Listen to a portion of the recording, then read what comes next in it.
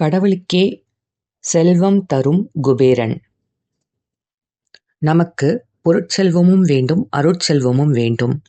இரண்டும் வேண்டுமென்றால் குபேரனை வழிபட வேண்டும். குபேரன் செல்வத்தின் அதிபதி.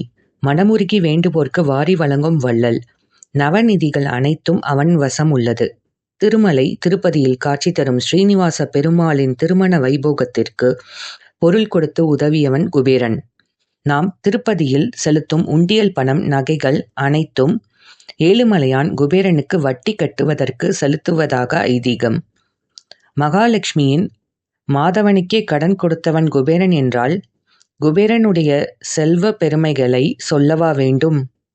லட்சுமி குபேரன் இருவருமே தன தேவதைகளாக சொல்லப்பட்டாலும் ரிக் வேதத்தில் குபேரனை மட்டும் தன தேவதையாக சொல்லப்பட்டுள்ளது. குபேரன் செய்த தவம் வலிமையானது. நிறை தவமானதால் சிவபெருமான் மிகவும் மகிழ்ந்து போய் தான் வீற்றிருக்கும் வடதிசைக்கு அதிபதியாக்கியதோடு அழகாபுரிக்கு வேந்தனாகவும் ஆக்கினார். முறையுடன் நெறியுடனும் ஸ்ரீ லட்சுமி குபேரனை வழிபட்டால் வறியவனையும் தரித்திரனையும் பெரும் செல்வந்தனாக மாற்றும் சக்தி குபேரனுக்கு உண்டு.